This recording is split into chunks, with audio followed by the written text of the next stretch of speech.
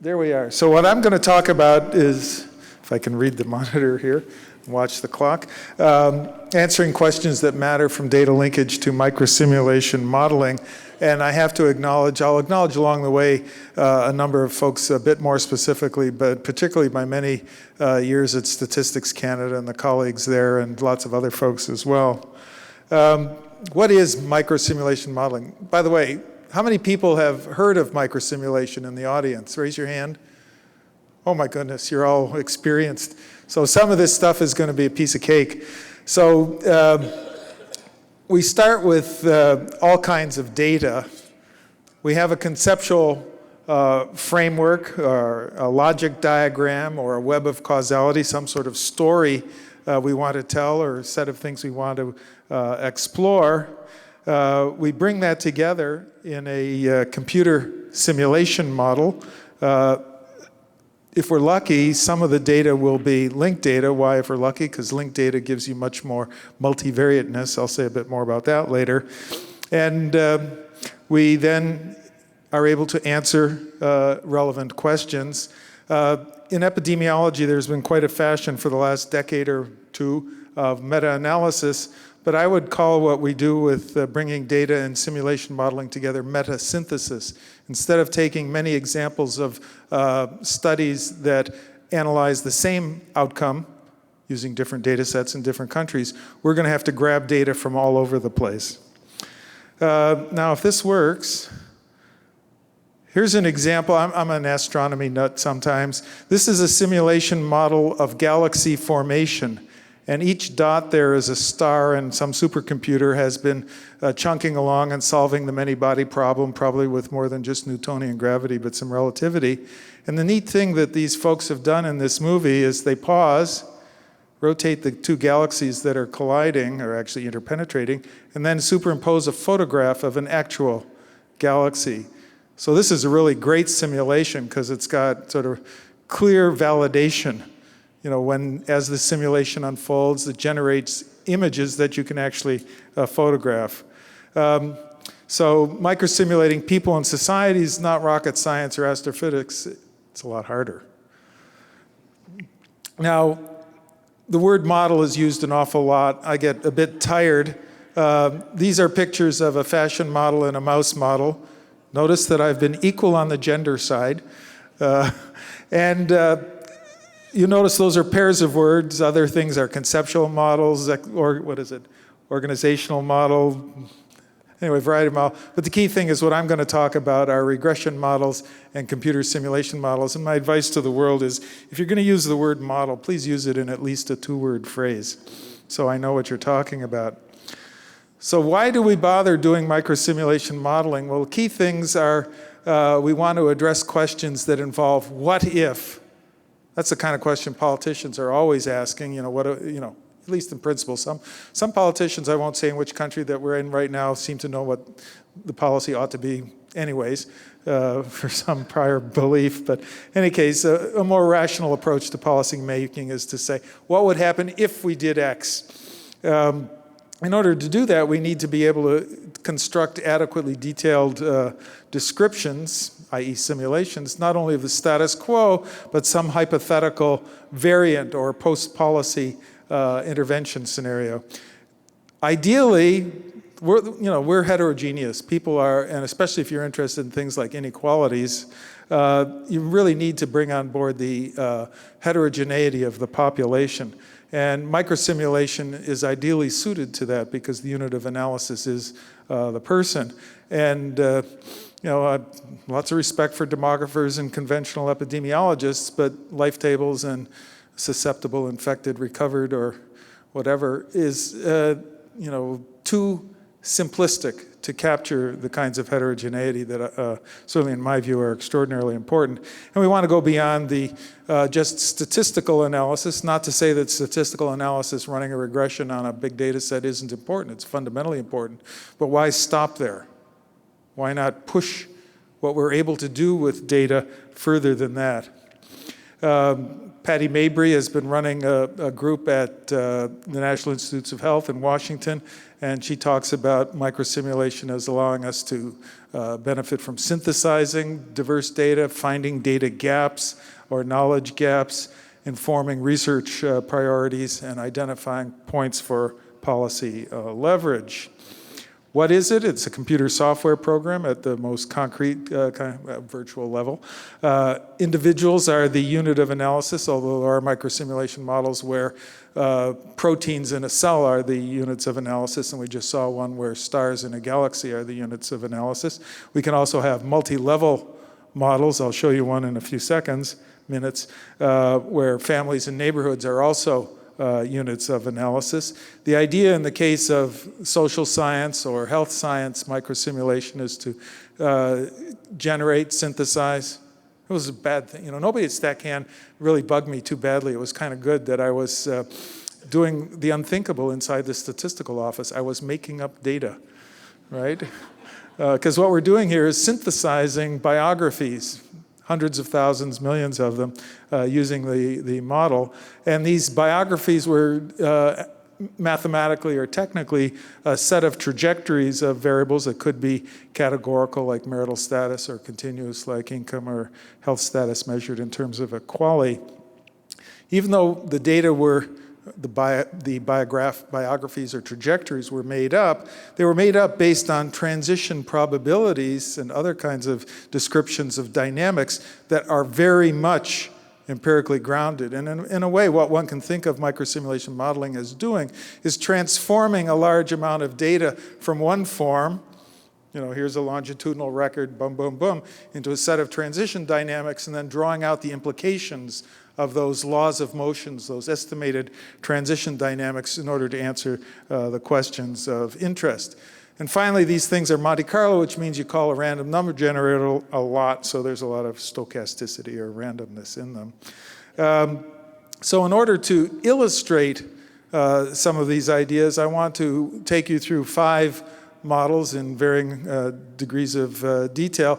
I'm going to start with Tim. Originally it was Tim for toy inequality model, but that sounded a little too negative or rinky-dink, so it's now the theoretical health inequality model. And I've got things like industrial strength. I don't know if people are, those who are older, I don't think it's on TV anymore. It used to be you'd turn on the TV and there'd be an ad for dishwashing detergent or a floor cleaner, and the voiceover would say, "This is an industrial strength cleanser." Right? So that's what I mean by industrial strength here. The theoretical health inequality model means that it really doesn't have any data. So what the heck am I doing talking about this kind of microsimulation model? First, I think it's a really fun and neat kind of model, but it uses data in a different kind of way, because it's standing way back and saying we have these broad social forces and we want to try and understand them, and we're going to look at different kinds of data and sort of mush them or distill them into what economists certainly have called for many years the stylized facts. But as a theoretical model, it should be able to generate things which in principle are observable, like the little galaxy simulation we just saw. And the kinds of stylized facts I want to appeal to, turns out, are very difficult to come by and would be greatly aided. To some extent, they're already there by virtue of data linkage, and they would be greatly aided by even more data linkage. And there's a difference between simple or complicated and complex. So even though this TIM model is simple in terms of software, it really is a complex model in complex systems theory kind of terminology. The motivation for the model is this picture. This is a scatter plot where along the horizontal axis is an indicator of income inequality, the share of income going to the bottom half. Higher inequality is going the wrong way, or the unusual way. It's that way rather than this way, a smaller share of income going to the bottom half. The vertical axis is the mortality rate of people of working age. And the blue circles are US and the red circles are Canadian cities. And then there's Australia, Sweden, and the UK there as well. Nancy Ross and I and others did this analysis over a decade ago. And if you look at the US data, there's a clear relationship between mortality and inequality at the city level. But for Canada, there doesn't seem to be any relationship. So that this correlation seems to be contingent on a bunch of interesting factors which we don't quite know. That's the whole purpose of creating this simulation model. And so the challenge is what can account for these differing patterns in the US and Canada. So the starting point was those data, and so for simplicity we'll call them a set of, can we, with a simulation model, create a story for a set of C cities and U cities? Guess what C and U stand for? And the conjecture is there's something about differences in urban structure. The US, for example, has long had concerns about racial segregation in the housing market.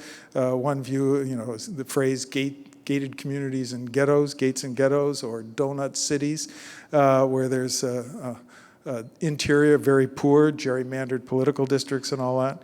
And certainly, I forgot to acknowledge, this work was motivated by George Kaplan and the Network on Inequality, Complexity, and Health, which is funded by the National Institutes of Health in the US.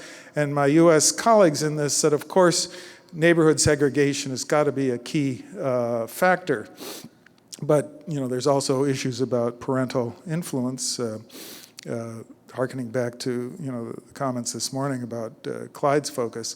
So what's our approach? We review the stylized facts, formulate a potential explanation, build a theoretical model. In some parts of the academic community, these are called agent-based models. Establish some parameters, run the model, and compare the results of the simulation to observations. So the idea is to create some blue circles and red circles, but the idea is that there's, hopefully if we can figure out a good story, we'll be able to vary the degree of inequality in a given simulation for one city and vary some other things and be able, depending on what we do with the degree of economic sorting, for example, amongst neighborhoods, be able to reproduce these data. So the main factors that went into this model were the overall level of income inequality in each city, the extent of neighborhood income segregation, parental and neighborhood influences on children's education and subsequent development, the effects of income and health on mortality, returns to education, right? And we want to produce outcomes that are relevant to what we saw in the graph. So here's a sequence of 3 little pictures. So we start by saying at the individual level, each individual has 5 characteristics: E for education, Y for income, L for location, which neighborhood you're in, H for health, and D for death. And you see a little set of arrows there. So that's pretty straightforward. But each of these individuals is embedded in a neighborhood. And for example, you see the top 2 ovals are parent and child. So the parent's income affects the child's E, or education, which is actually a composite for early developmental influences, home curriculum, not just the school system.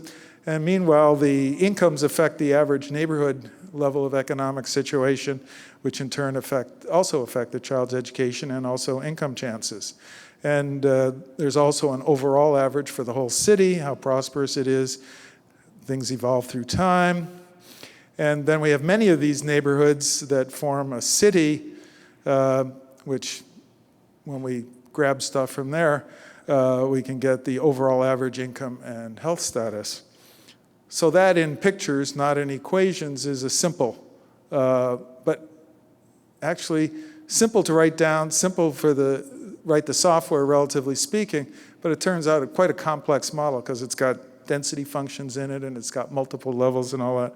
So it's taken quite a while to play around with it and figure out what it can do. Here's a sequence of graphs where we are running the model with 100 neighborhoods. The top graph, both graphs have the log of average income on the horizontal axis. The upper graph has the degree of inequality measured by median income share, and the bottom graph has average health. And when we start running the model, everybody has the same average health, subject to some stochastic variation. Inequalities scattered around the place based on some measure of inequality or distribution, Gini coefficient of 0.4, say. And then we just cycle through the decades. Neighborhoods start to spread out in different ways. And on the lower graph, we begin to see a gradient, and this time at the neighborhood level, not at the individual level, and we see some results. Let me just go back on median income share. Anyway, that just to illustrate the computer model works. This is an example of the kind of stuff it can produce. But this is a conference about record linkage. So the conjectures, the stylized facts, the information that underlies the model include parent-to-child transmission with respect to education and income. Miles Korak at the University of Ottawa formulates StatCan, has gotten quite well known for his work on what he calls the Gatsby curve. He has used linked income tax records to connect the incomes of fathers and sons to show, and he's collaborated with colleagues in Germany, the US, I think UK, I don't know where else, to show that this Gatsby curve, this correlation, is weaker in Canada than in the United States. There's a correlation of 0.4 in the US, 0.2 in Canada, so that one of the things, stylized facts we've put into the model to try and account for the difference between the red and the blue circles is difference in the parental transmission of income inequality. There are neighborhood-to-child effects. There are inter-neighborhood residential mobility. So those are the kinds of data. One of my frustrations is that ideally we would have we have comparable census data between Canada and the U.S. at the population level, but trying to find and pretty good data at the city level, but at the neighborhood within city level, it's a real data gap to be able to assess this theory. But these are the examples of the kinds of data that we either have for generating the stylized facts or ideally we would like to have. And contrary to, I guess, provisional results, you can't get those pictures, at least with this theoretical model that Nancy Ross observed, using only income segregation for neighborhoods. Some sort of parent-to-child transmission, for example, is essential. Let me move to a second model. This one's called Life Paths, and now we're going to switch from health to pension policy. This has been ebbing and flowing as front page news in Canada, but certainly in the last week it's been front page news again as some documents got released under Freedom of Information to show that the Minister of Finance was not being totally forthright about what the situation really is. StatCan for almost 20 years has been developing the Life Paths model. It got started when I had a bet with an ADM over at the Human Resources Ministry that we could do something. He said, I don't think so. And I said, well, you give me 100K and we'll do it. So we got a prototype working, and it's been growing on and off since then. In this case, the questions are how many middle-income Canadians will face a significant decline in living standards after retirement, and if so, what to do about it. And the Ministry of Finance in Canada some years ago hired an Alberta economist, Jack Mintz, who concluded that no, there's no problem. My view is there really is a problem, and in order to show that, we ran the Life Paths model. It's got detailed simulation capabilities for the Canada Pension Plan, the Old Age Security, a whole bunch of the programs, tax system. In order to make this work, we needed all kinds of data. So we had longitudinal income tax records in order to model properly the earnings dynamics. Labor force survey records were necessary in order to get people changing jobs, moving in and out of employment, connecting private or workplace pension plans to people's incomes and other kinds of savings. The 1991 census had been linked to mortality records up to 2011 at that 2001, but now 2006, so we could get differential mortality by income, crucial thing. And all of that went into this really quite industrial strength model. There are a number of criteria for assessing pension adequacy. That's not the topic of today's talk, but the one that we're particularly interested in for this question is, or in this analysis, was the idea that people by and large would like to, the assumption, presumption, I guess it's a policy choice, would like to maintain their standard of living after retirement, basically compared to what they were consuming pre-retirement. They don't want to fall off, people don't want to fall off a cliff in terms of living standards. There's a bunch of other objectives which I'm not going to pay any attention to. The net replacement rate is the indicator used to assess this kind of continuity of consumption. And the norm, as I said, is about 100%. But the concept here is a bit tricky, a bit involved for the economists in the room. We're talking about, and here's a table that shows it, pre-retirement, we start with earnings. We also have to take account of the fact that some people own their house, more or less, some heavily mortgaged, some less mortgaged. But to the extent that you're not making mortgage payments and you own a house, you don't have to pay rent. We subtract income and payroll taxes for registered pension plan and registered retirement savings plans. In the US, these are IRA and KIOS, and I don't know what they are in Australia or other countries. Mortgage principal payments, those are subtracted. And then we also want to take account of family structure, and the result is some sort of consumption pre-retirement, corresponding set of calculations post-retirement. I don't know about other countries, but certainly in Canada, and I think in the US, we generate, the whole idea is to generate realistic biographies, full life course trajectories of all of these multivariate characteristics for overlapping birth cohorts and millions of individuals. Why millions? So we can get the stochasticity, the Monte Carlo error to be small relative to the issues we're interested in. This is a contour plot on the women on the left, men on the right. The vertical axis is the replacement rate as conventionally measured if you read the financial pages of your newspaper, and the target often is, well, you need to save enough so that you get a pension that's 70% of your pre-retirement income, 0.7.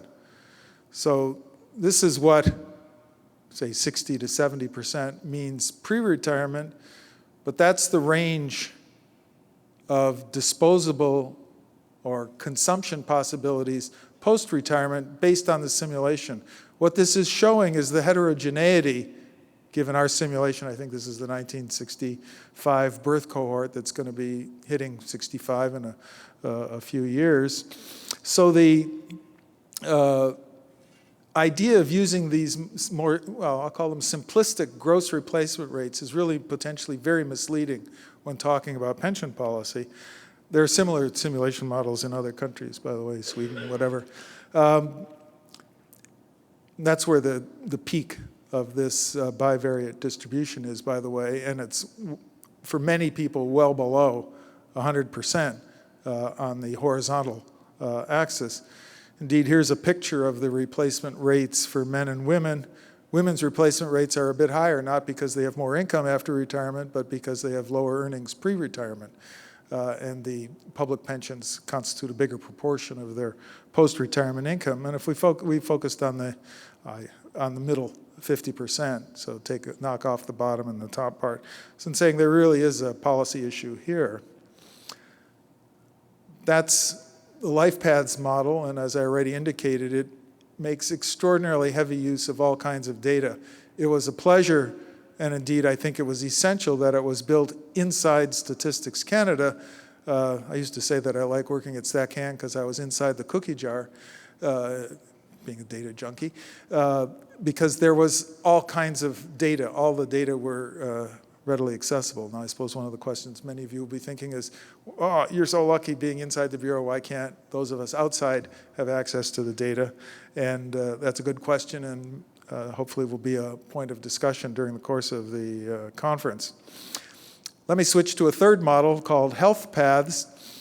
Here the question, one that I've been puzzling over for 20 years, since hanging around with the Canadian Institute for Advanced Research and Clyde and other folks learning about the gradient and things like that, is what are the real, what is a quantitative assessment in a broader, more comprehensive framework of the relative importance of different determinants of health? The conventional way that health is measured is by life expectancy, hereafter LE.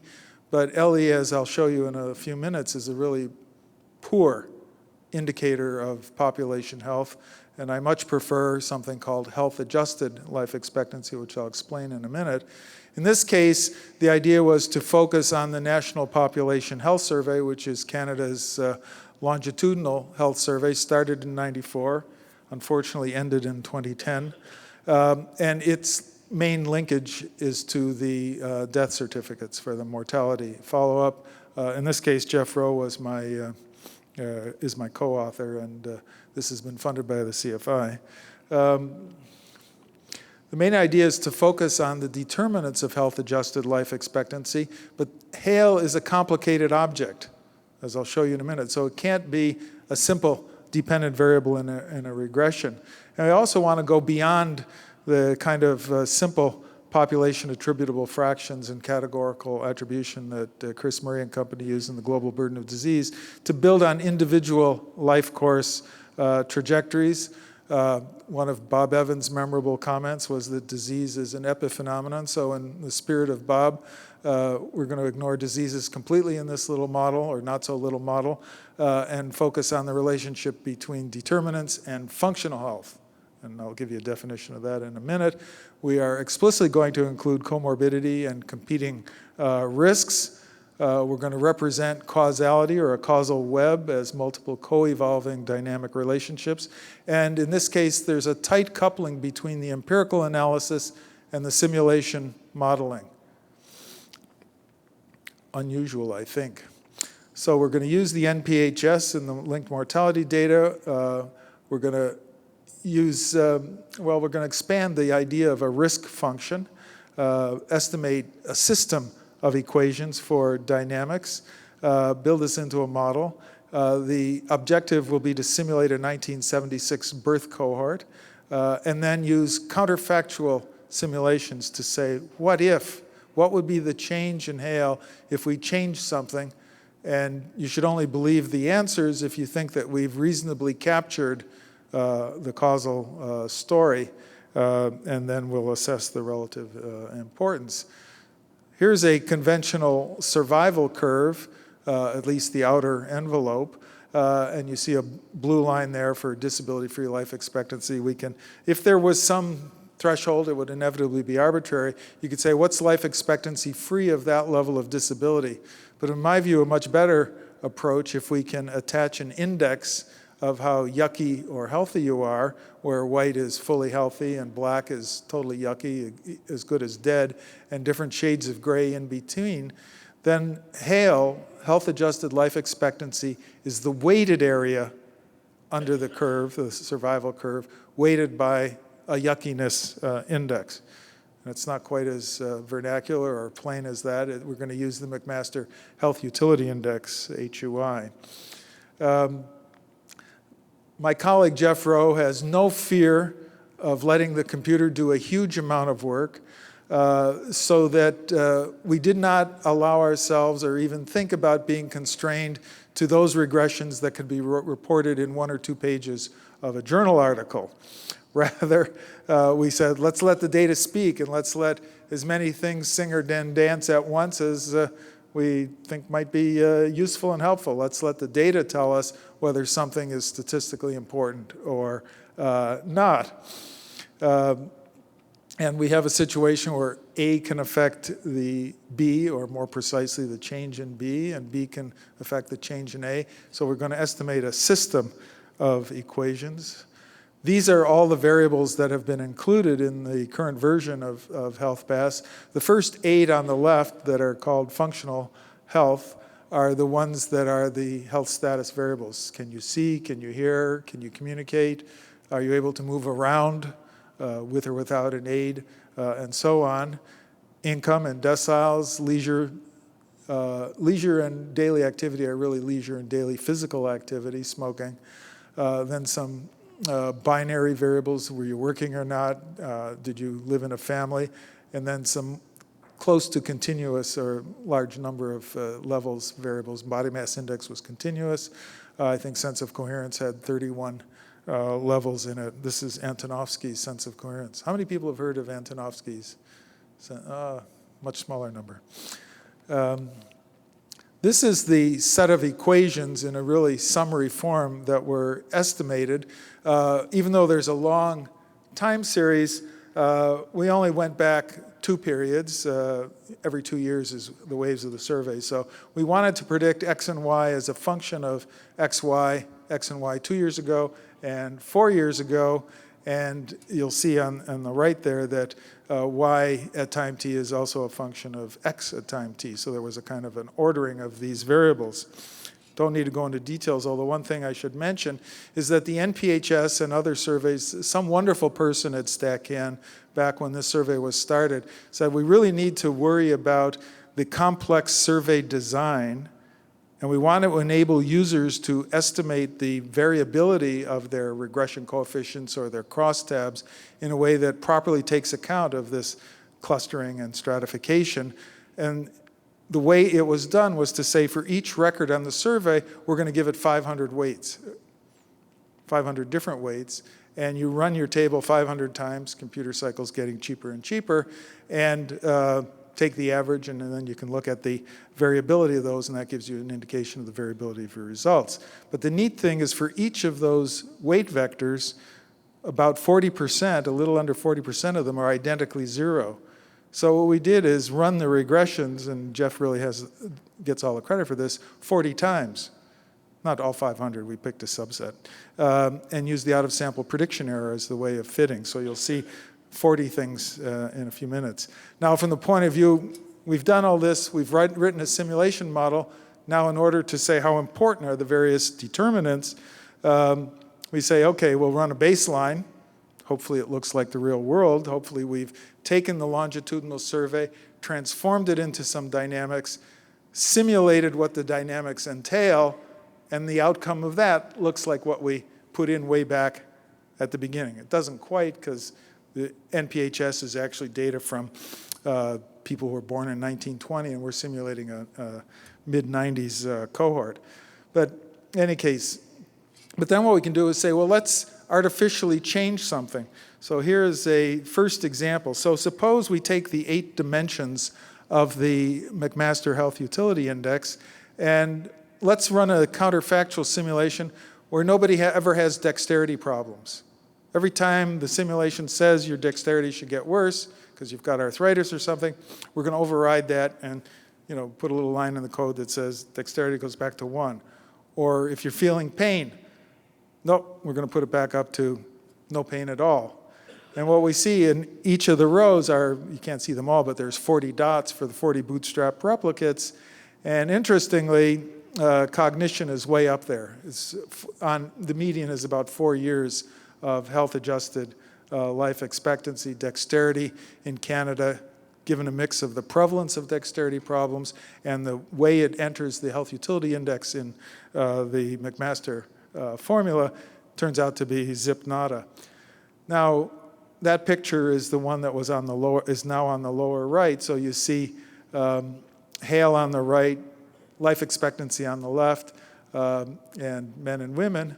And what I've done is say, which was the most important, which had the biggest difference between life expectancy and health-adjusted life expectancy? And one of them is pain, and the other one is the mental, the cognition one. So these are areas which are most discrepant and are among the key reasons I strongly believe that we should be using health-adjusted life expectancy rather than just life expectancy. If you only use death certificates, these kinds of things don't register on the Richter scale of health problems. It's also why we should be, I don't mind ICD and the biomedical view of health, but it really needs to be much more strongly complemented by functional health status, whether it's the McMaster Index or something else. Big debate, but something. There's a fair amount of uncertainty indicated in the bottom panels by the sort of colored triangles. So pain, especially for women, and cognition, especially for men, are the most discrepant between life expectancy and health-adjusted life expectancy. How do we know this? Because we have linked data that's put, in this case, the NPHS together with mortality. To continue, we created some composite risk factors. So, for example, putting vision, hearing, speech, and pain together as sensory, sense of coherence, sense of mastery, and emotion and cognition together as mental condition. That's just to make the next graph understandable. There's a few caveats about all this. The associations that we've estimated, even though they're lagged, association is not causality, we've all learned. There are almost certainly important errors in variables. We know, for example, that self-reported BMI is biased. And have I clumped those risk factors in a sensible way, or are we mixing apples and oranges? There's still many omitted variables here. But here is a picture for those, a set of 8 variables. And let me take a minute or two to walk you through. Actually, I'm doing well on time. So physical activity was number 1 in terms of derogating from life expectancy on the lower left. It's still important at a couple of years, median on the right for health-adjusted life expectancy. But as before, the mental conditions and the sensory, which includes pain, are the 2 most discrepant between life expectancy and health-adjusted life expectancy. Body mass index. I hear all too often that we have an epidemic of obesity, but in this analysis, zip nada. In fact, having a BMI of 27, which was our counterfactual, no matter what your BMI was, simulated to evolve, how we just reset it all the time to be constant at 27. If anything, it's protective.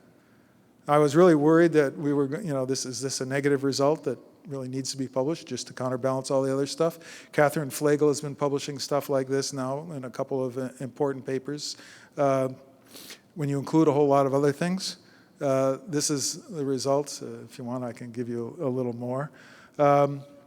Smoking, not so big. I presented an earlier version of this in Edinburgh a year and a half ago, and Richard Pita was in the room, and he was apoplectic when I showed this. But that's the result. It's still, not quite half a year. Socioeconomic status did not come out as big as I thought it would be, but it's still getting close, 1.5, 2 years of life expectancy, health-adjusted life expectancy. That's bigger than the conventional demographer version of cancer as a cause-deleted factor for life expectancy.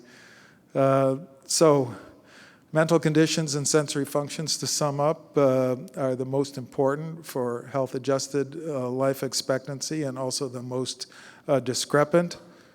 A BMI of 27, if anything, is protective. I guess, when you publish a journal article, you're supposed to indicate any conflict of interest. Both Jeff and I have BMIs over 25. So if that's worth anything. Part of the reason behind the smoking result here, the weak smoking result, is we're really simulating a cohort that by the time the 94 NPHS started, male never smokers were quite low. So it's not like the historical things.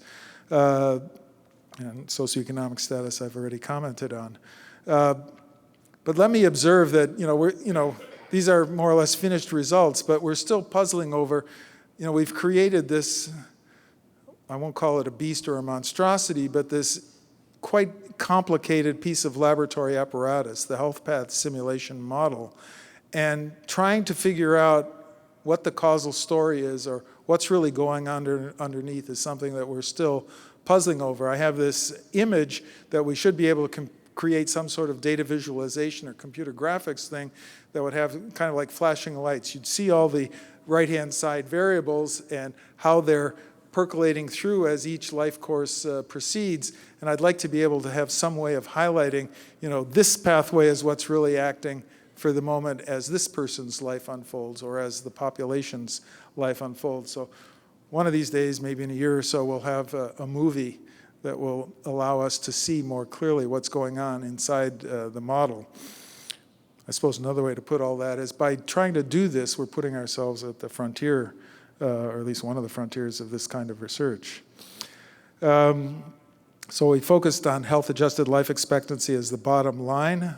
This is a complicated endeavor. So even though there's like 20-some variables in here, it's not the whole story.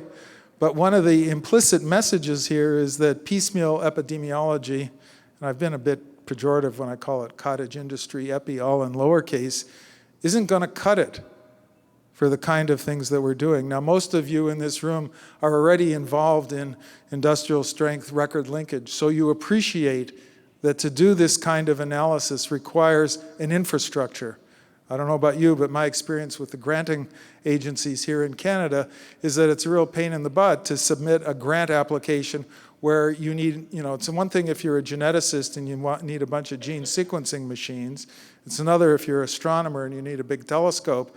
But if you're a population health or social science researcher who wants to do big data linkage combined with microsimulation modeling, the research funding organizations don't seem to understand that, and it's something that one needs to work on. The example here, I haven't gone into any of the details about the underlying statistical analysis, the regressions, but we're talking about regressions with hundreds of right-hand side variables and letting the out-of-sample prediction error select, not only fit a model, but tell us which model, which right-hand side variables have non-zero coefficients. And I think it's obviously a big generalization or extension of the population attributable fraction idea, which should be retired. It's back pre-PC with an 8088 processor type thinking. Two more models, shorter though. There's a wonderful organization here in Canada called the Canadian Partnership Against Cancer. They've been funded to do all kinds of things in terms of bringing the cancer community across Canada together for a variety of objectives, but the bottom line objective is to try and reduce the incidence and burden of cancer in the country, improve health outcomes.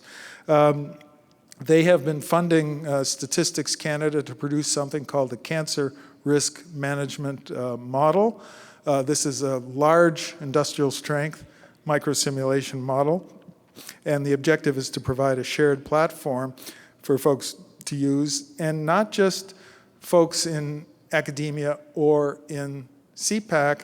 Let's see if I got the right slide. Right at the beginning, I don't know what kind of a market research firm was engaged, and they were given the names and phone numbers of 20 or so different people in the cancer control community across the country, and they were asked, and this firm, I forget their name, went out and interviewed them and said, if you had something like this, how would you use it? Some kind of a simulation model to do policy analysis of cancer control interventions. And they came back, I had never heard the word before, but those folks in marketing will have an idea of personas. And without going into details, they basically said, well, here, in terms of designing the software, designing the model, you should be thinking about making it useful for this quite diverse group of prospective users, ranging from a more senior person who would never touch the model herself, but would have staff who could do it, but needed to understand it or maybe be able to look at some pictures when the analyst to the health economist in academia who wants to do some fancy analysis. So those were very much kept in mind as we designed and built this software. Conceptually, in the center, there's cancer, incidence, treatment, progression. But before that, there are risk factors. For lung cancer, smoking is an obvious one, but for different cancers, there are different risk factors. A crucial issue, increasingly important in cancer control, is screening. A lot of controversy about breast cancer screening, what ages. Novel thing is taking account of genetic background. There was a recent study a year and a half ago, almost 2 years ago now, on low-dose CT for lung cancer screening. So for the first time, that possibility. But is this going to cost an arm and a leg, and is it really going to be cost effective? Those are the kinds of policy questions that are involved. The pharmaceutical industry is coming up all the time with new drugs that cost hundreds of thousands of dollars per quali, or at least per year. So what are those? So the idea is to create a model that could analyze all those kinds of things and generate useful outcomes not only by disease status and age, but by province, to look at incremental cost effectiveness as a key outcome. You can get a hold of Natalie Fitzgerald at CPAC if you want and get an account and play with the model. To give you an idea of the level of detail in this model, this is the path diagram for treatments for lung cancer. Now, originally, this was developed based on clinical consensus. A bunch of seasoned oncologists whose main job was treating lung cancer cases got together and said, these are the kinds of things that we normally do. I've learned from prior experience that what the experts think is done isn't necessarily what's actually done. And a number of the papers here today have already talked about using ISIS or BC or other StatCan data in order to elicit empirical descriptions of treatment trees, and that's the way the CRMM is going. But what some were talking about cluster analysis, but it seems to me that a more interesting approach is to bring together a more statistical with a clinically informed approach to say what is the ideal way to describe this. But by the way, if you have a look at this, you say, wait a minute, if I'm really going to have any kind of empirical grounding for a picture like that, I really need to be able to link the cancer agency that offers the chemotherapy with the hospital that offers the surgery, with the other aid, the GP that does part of the follow-up and things like that, and the palliative care, unfortunately, at the end. So data linkage is implicit in having empirical foundations here. Another model is breast cancer. There we're being a bit more ambitious because if you're really serious about understanding the impact of changing screening, you really need to have some idea about oncogenesis, occult tumors. Some of my oncology colleagues got really unhappy with the phrase occult tumor growth, so we agreed to call it the natural history of the cancer. But how the heck do we infer what's going on with this thing, this lesion or this tissue malformation that's growing inside your body? But the only time we begin to observe anything is when you actually show up at the clinic or at the mammography center. But if we increase the rate of mammography or if we increase the sensitivity of the mammographic screening thing, we're going to be pushing back to smaller lesions what we detect. One of the tricks that we're talking about, or kind of analysis, is to say, let's use linked data between the mammography centers and the hospitals and say, let's look at the interval when things are invisible and then detected and see if we can begin to infer that oncogenesis or natural history process. Here are all the things that are going on in the breast cancer model. It's currently under development. I won't go into detail. So to summarize, though, we really need a huge number of data sets.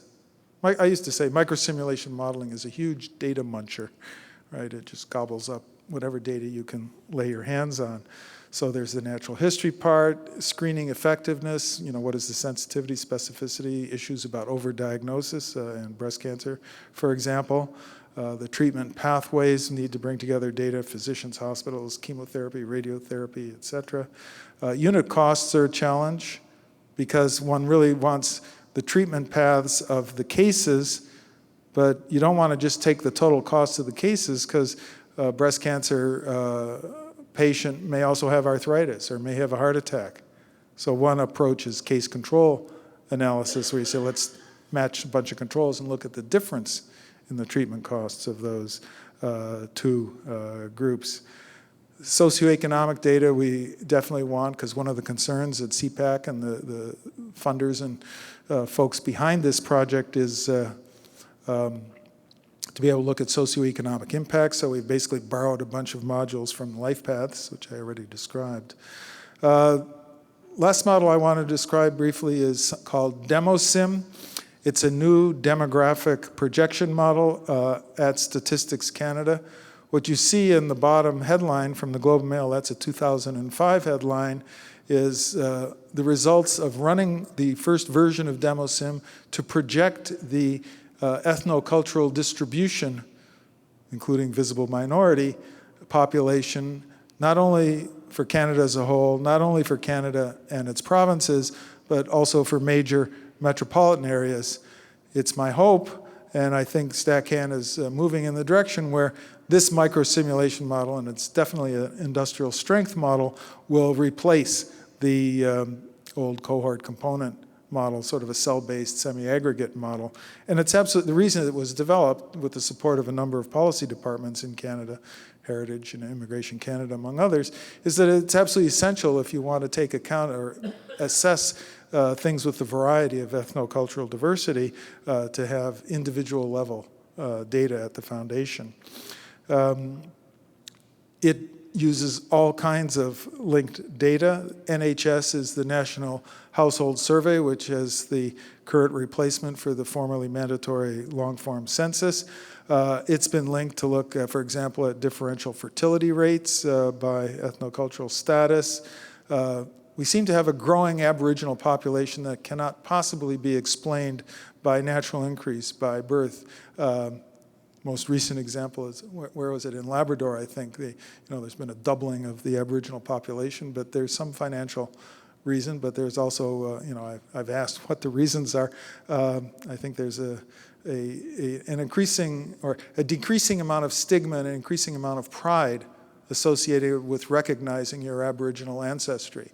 And that's being reflected, but it causes grave headaches for the folks who are trying to project the population that's Aboriginal or self-identifies as Aboriginal in the country. There's differential geographic mobility by all kinds of things. The best way we can tell what's happening with emigration is to look at people who stop filing their income tax returns, and it turns out that immigrants are more likely to emigrate than Canadian-born. And I already mentioned the 91 census mortality linkage. So let me conclude. Microsimulation modeling is a powerful method for addressing important questions. It's been around for decades in physics, and I can tell you, because I used to work in the Department of Finance and tax transfer policy, the Minister of Finance has had a simulation model, a microsimulation model, since the 1960s. Academic social science and epidemiology are lagging.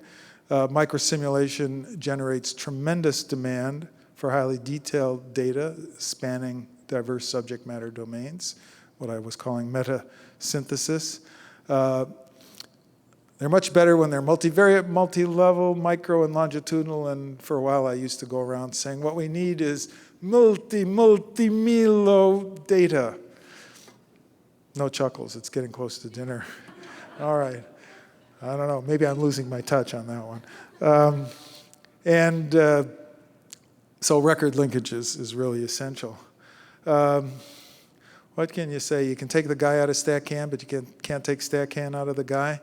Let me remind you that StatCan is a world leader in record linkage. I saw one paper that made a reference to Ivan Flegge, the longtime chief statistician, Flegge-Sunter seminal paper in JASA on record linkage. StatCan, when I joined it and being inside the cookie jar, is really the cyclotron of social science. And I think, the Bureau is going through very difficult times now with the current government. Evidence, who gives a hoot, is the current view in the political part of Ottawa these days. Nevertheless, it has a very powerful mandate. It's explicitly in the Constitution. Although I have to tell you, in my experience, you can waive the Constitution at a provincial data custodian and it'll say, I don't care. I think there's an opportunity, though, for thinking more broadly about how a Fort Knox or a cyclotron or a safe house for massive linked data at a national level could be usefully constructed, mandated, made accessible for bona fide researchers. And hopefully some of that discussion will happen here over the next couple days.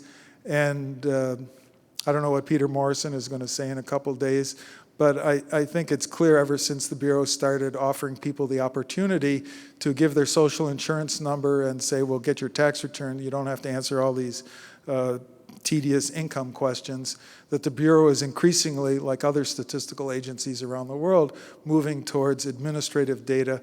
And to move in that direction effectively is going to require all kinds of record linkage. So I think this is a golden opportunity, stay below the radar though, for moving in this direction. And finally, I hope I've made the point that there's a major synergy among data linkage, microsimulation modeling, frontiers in academic research, and effective public policy analysis, if the government of the day is actually interested, which isn't always the case. So we have an unprecedentedly, at least the government in Ottawa, opportune time to explore new and deeper forms of collaboration amongst all those folks, the research community, StatCan, privacy authorities, and those engaged in public policy analysis. Thank you very much.